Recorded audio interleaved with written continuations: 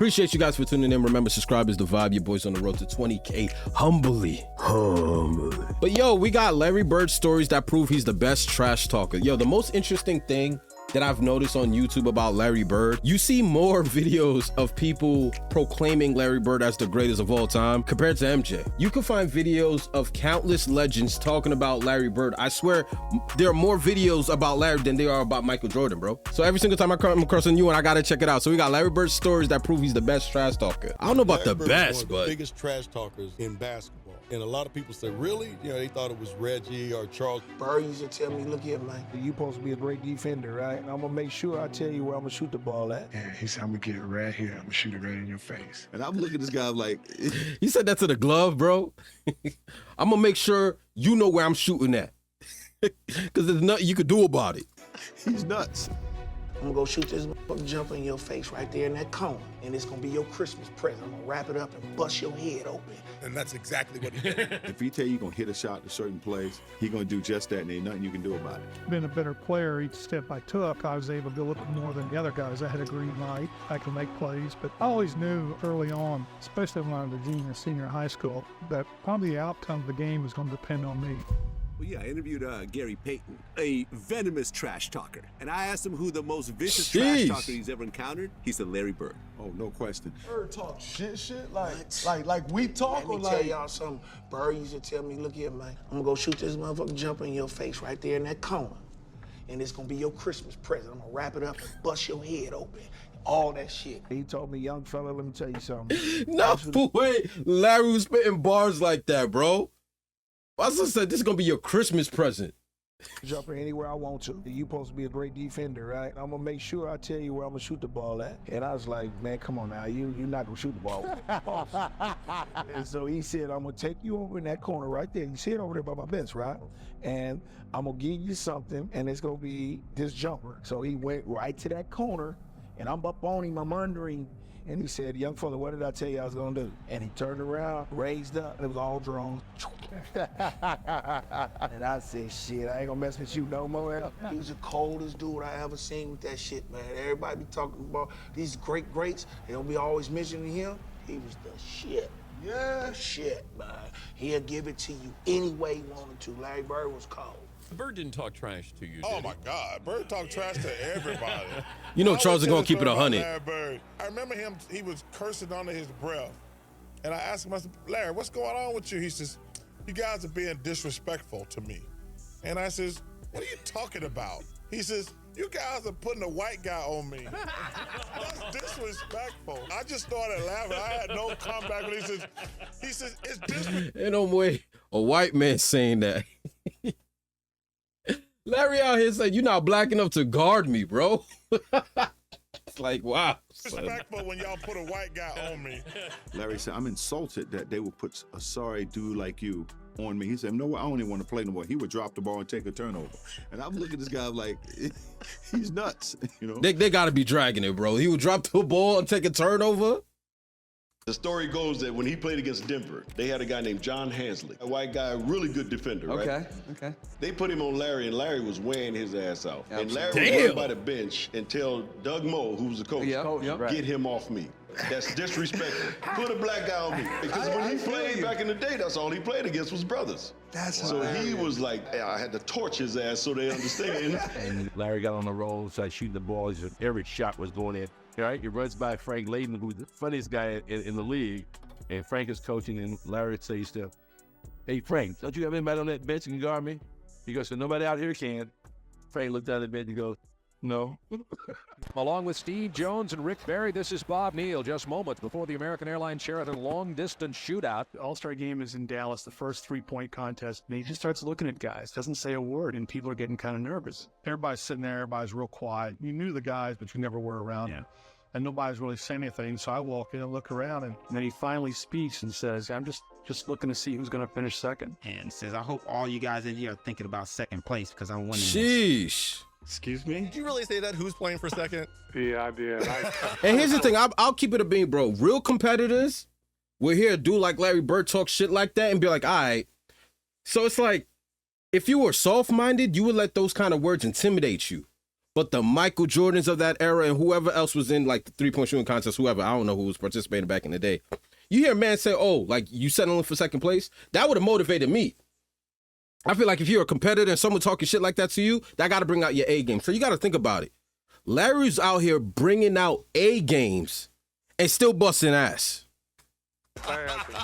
When you walked in there, what were you thinking when you made that announcement to the room? Just messing with all those guys? I know going into that, I remember in the locker room, Robert said something that there's no way in the hell I was going to win that 3-point contest. So that's what I'm saying. There's no way you let someone say that to you and then shrivel up. Like, nah, that brings out the competitor's A game, and he still won. Right then, I had to win. That chick said my name on it for a week now, and I knew I was going to win this thing. I've been 10,000. My teammates said I wasn't going to win it, but I came back and lucked out, really.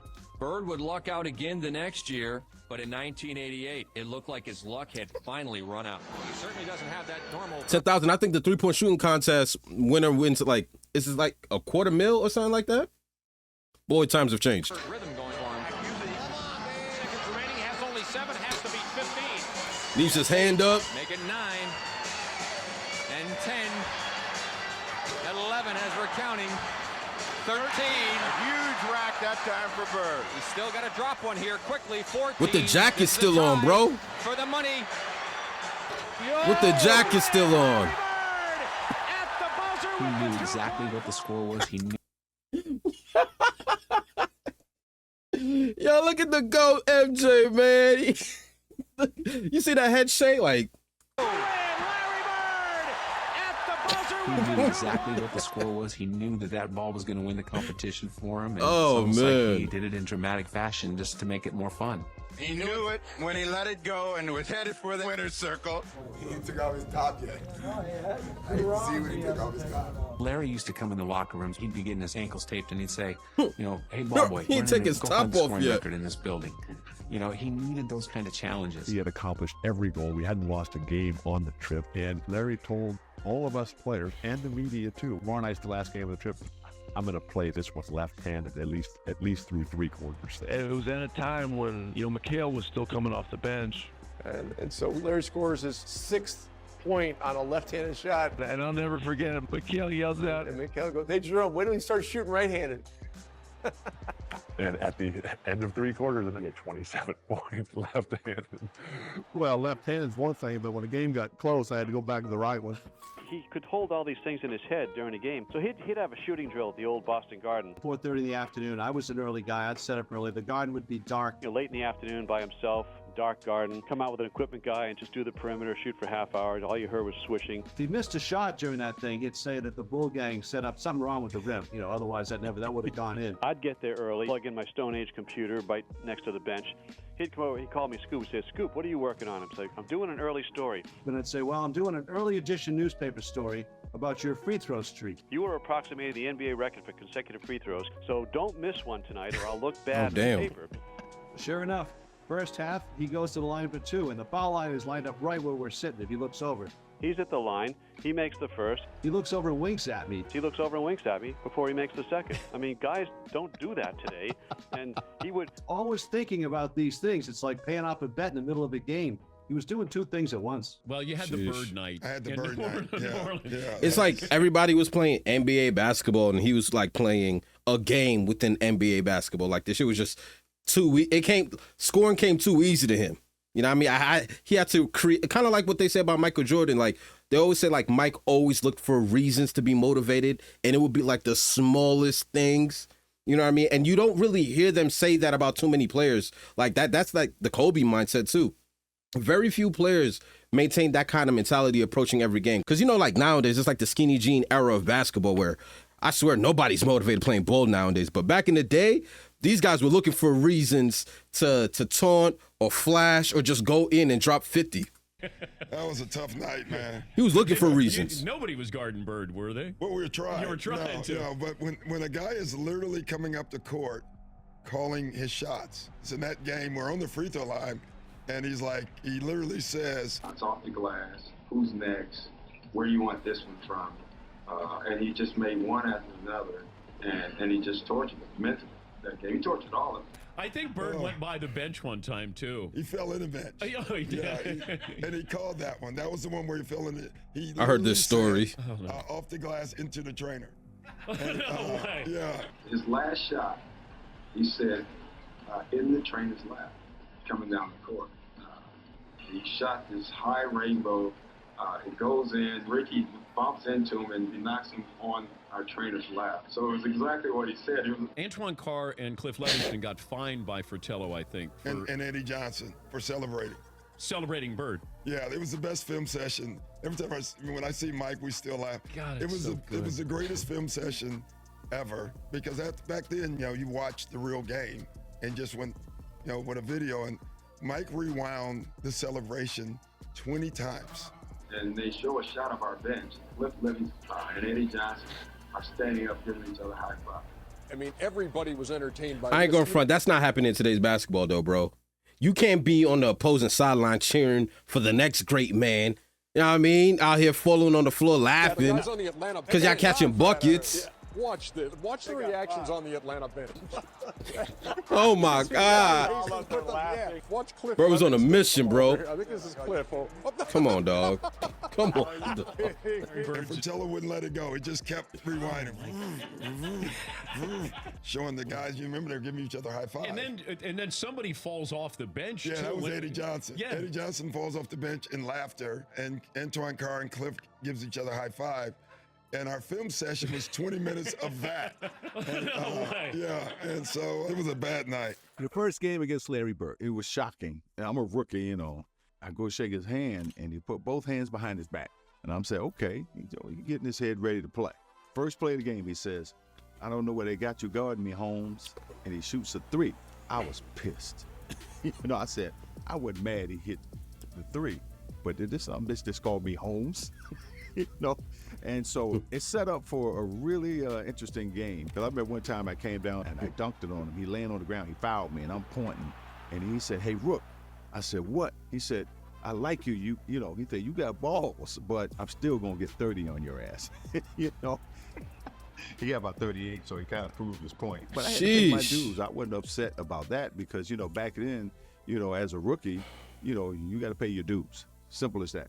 It was funny, the first time that I played, my a young Dominican Wilkins, too. Larry Bird, and it took me about 10 minutes to realize I should be probably guarding him instead of staring at him. And he came down, it was funny, he came down one time, and Mark West was the center on our team, and Larry looked at me, and then he looked at Mark, and he said, Mark, I'm going to go down, I'm going to come off the screen, I'm going to catch it right there, I'm going to turn around, I'm going to shoot it in the rookie's face, and then I'm going to run down the floor. And that's exactly what he did. And I'm sitting there, that just happened. But did he talk to you? Or? Yo, Larry was a menace. Why is he picking on the rookies like this, bro? You weren't He good talked enough. through me. He never addressed me. Like I wasn't even there. And did Mark West? My son said he talked through me.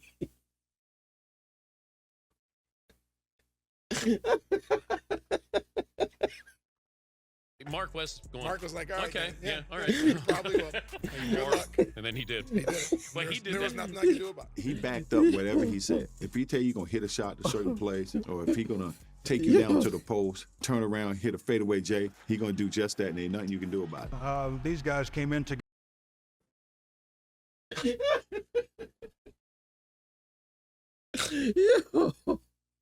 You want to talk about you too small? Oh, there's levels to this. I'm not going to address you, bro. You don't got enough bricks in your back pocket for this work. My son said he didn't even talk to me. He talked through me. Together. In 81, there's Kevin, there's Larry, there's Robert. Dennis Johnson, Danny Ainge, they knew what each other could do. And what I did was said, okay, let's see what's happening out there. And you see Larry shooting the three-pointer, and then I call a timeout, and they didn't count the three-pointer. Larry just hit what would have been the game-winning shot, but KC called timeout. It won't count. It does not count. Boston had called a timeout. Larry came back to the bench, and he was a little upset. So he's very upset. Oh, yeah, and he hit it again. The play, he says, head with the play, Case. Hey, guys, when I come back after timeout, I'm going to go right to the same spot. I'm going to kick it in. Give me the ball and tell all the rest of the guys to get out of the way. I said, shut up, Larry. I'm the coach here. Okay. All right. Dennis, you take the ball out, give it to Kevin, then you throw it to Larry, and everybody get the hell out of the way.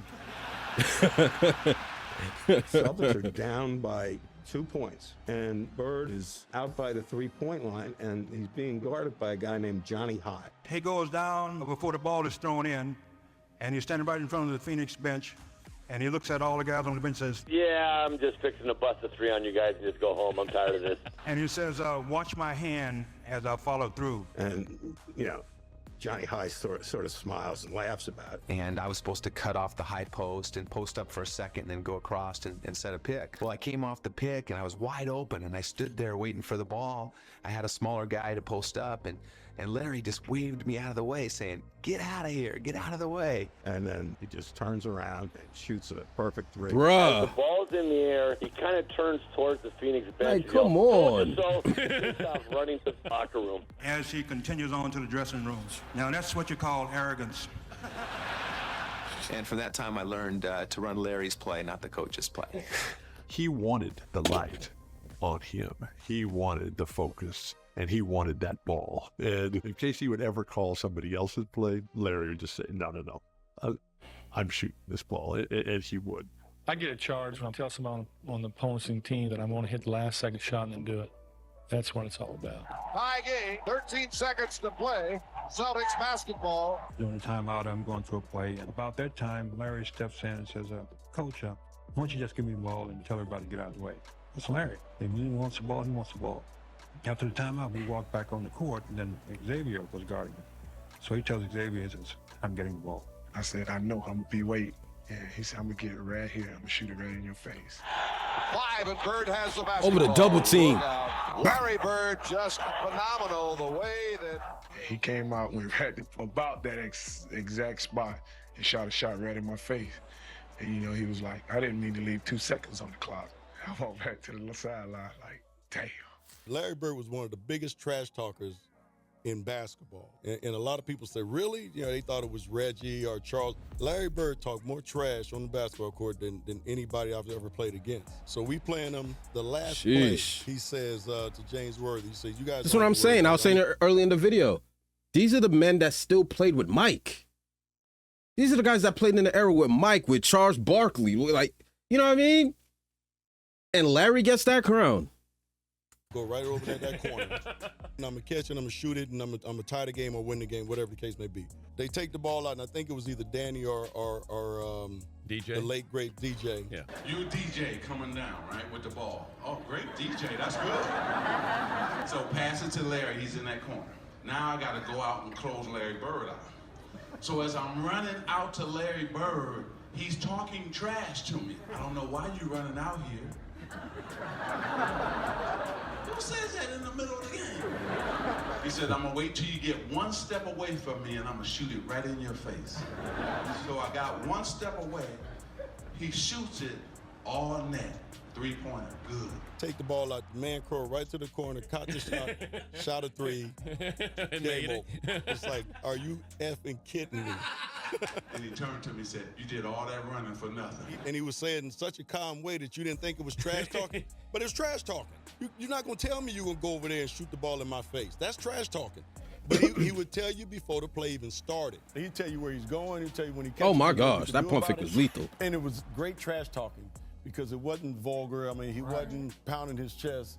You can just be standing next to him. I would jump out and try to block a shot on rotation, and he'd say, "Scott, you jump high, but you don't jump that high. You can't get this." Scott, you're a little too late. Scott, you're not getting that. Why are you even jumping? Why are you running out of it? But it was all game. He'd say something like, "Don't do that." Yeah, don't do that. I mean, he talked the whole game, and it was... Man, we got Kareem out here talking about Larry. Yo, bro. Man, that dude, he's one of the greatest players ever played. He was ridiculous. He came on here. Our sportscaster played the Superman theme when he was talking about him that night after the game, because he did everything. Points, rebounds, assists, just steals, you name it. Larry has such a great mind for the game. I had a lot of respect for him as a competitor. That competitive nature. Kobe! Because I asked a lot of questions. Playing with Byron Scott, I asked him a lot of questions. Eddie Jones, Magic, James Worthy, Kurt Rambis, all the Laker greats, I would always sit down and just ask them questions. What actually happened there? What did you feel there? Why? Bird tough to defend. Why? Because you look slow as shit to me. So like, I'm missing something. So tell me what I'm missing. You know what I mean? I ain't going front. I ain't think Bird was like this. Before I started reacting to Bird content, bro, I thought he was like a spot-up shooter.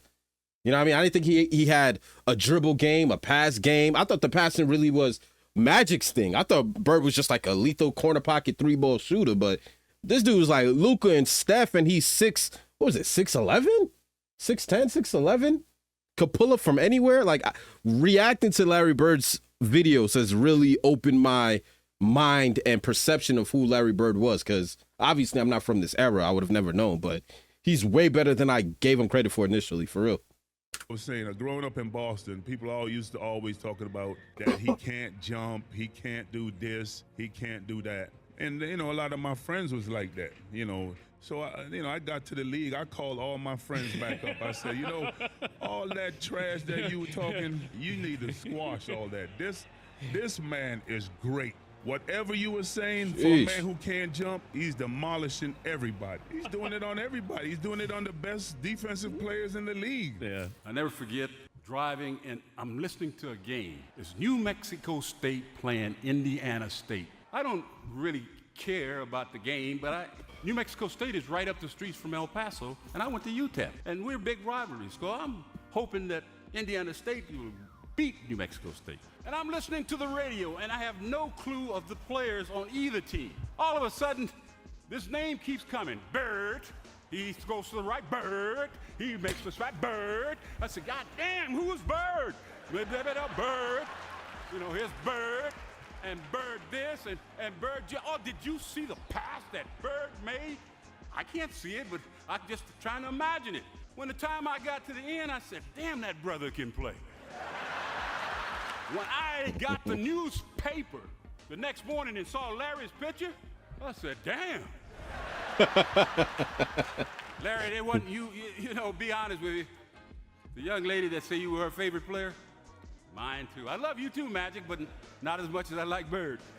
Always talk about great basketball players, and they don't never mention him to be up in that round. But Larry Bird was cold. I don't think nobody ever could get out with him. You ask Magic. That's why Magic had a run, and he was mad when he had to retire in '92 because of what he was going to be missing with Larry Bird. And then you remember Larry Bird took 2 more years, and then he quit because he said his main guy who he wanted to play against is gone. I'm going to tell this story. We're in L.A., and I'm hurt. I got a pulled hamstring, so I'm not playing tonight. So I can't play against the Celtics. I'm killing myself. Larry's warming up. The anthem is sung and get introduced. And right before they go out on the court, Larry comes down. He says, you know what? Since you're here, I'm going to put a show on for you. So you just sit back and watch, okay? Don't worry. I'm going to put a show on for you. And I'm like, man, get out of my face, man. Want to hear that? This Celtics and the Lakers. And he went out. I think he scored 38 points, about 20 rebounds, about 15 assists. And every shot he would shoot. 38, 20, and how much assists? I think he scored 38 points, about 20 rebounds, about 15 assists. And every shot he would shoot, he would turn to me. Every time he hit one, he look at me. And I said, boy, the thing about it that I love about you is that most guys talk trash and can't back it up. But Mr. Bird, you can back your trash talking up. And last but not least, I'm going to say this because you told me one lie. You only told me one lie in your career. Only one.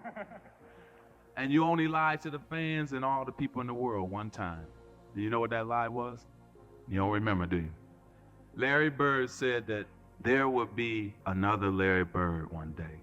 And Larry, there will never, ever, ever be another Larry Bird. And so, he's mine, and I signed it to you, to the greatest basketball player ever, but more important, a friend forever. I love you, I respect you, and I admire you. Oh my God. I ain't gonna front, that was a fire tribute by Magic, but how much do you think Magic Johnson Laker jersey autographed to Larry Bird would cost on today's auction. Jeez, yo, and even as I react to these videos, it's like, sometimes I want to believe that these guys are laying it on a little too thick.